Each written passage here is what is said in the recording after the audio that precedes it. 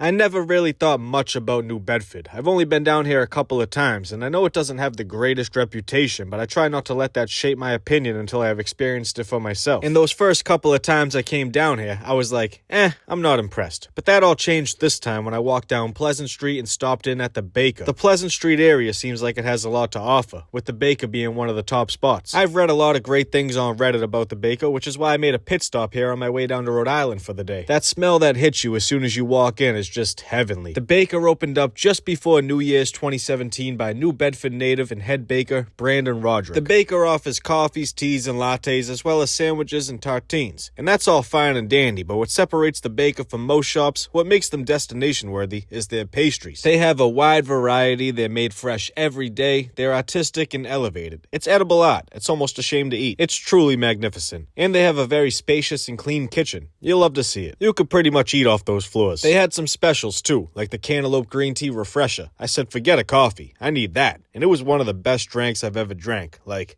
insane. I'd go back just for that. But it was a special, so I don't even know if they'd have it again. I told Felicia to pick 2 pastries, and I'll pick 2. She chose the bread pudding and the apple almond galette. I chose the blueberry cornbread cookie and a breakfast sandwich. I created my own egg sandwich. They were out of biscuits, so I did a croissant, pepper jack cheese, arugula, linguiça, and maple sriracha. I know how to construct a sandwich. Come on. This sandwich was impeccable. Obviously, it's my creation. The croissant is made in-house like everything else, so it's perfect. The pepper jack cheese gives off a little creamy heat. The linguiça makes the sandwich and gives you that smoky and garlicky savoriness. And the maple sriracha just adds that sweet heat to tie it all together. The baker should add this to their menu. I created a masterpiece. And then to wash it down with that refresher, oh my god. The cornbread cookie was cool. It was like eating a muffin top. I think a couple more blueberries in there would do wonders, but it was still a delight. The croissant bread pudding was even better. Soft and moist throughout. There was a few chocolate chips sprinkled in it with the caramel drizzle atop. It was wonderful. And that takes us to the apple galette. It's a flaky pastry with apples baked into it and what looks like some pretzel salt on the perimeter. By far, my favorite pastry out of the 3. The baker is really award-worthy. Shout out to Danielle and Chase. All the staff were amazing and memorable. Everything about this place was. I can't say enough good things about it. I loved it. This place is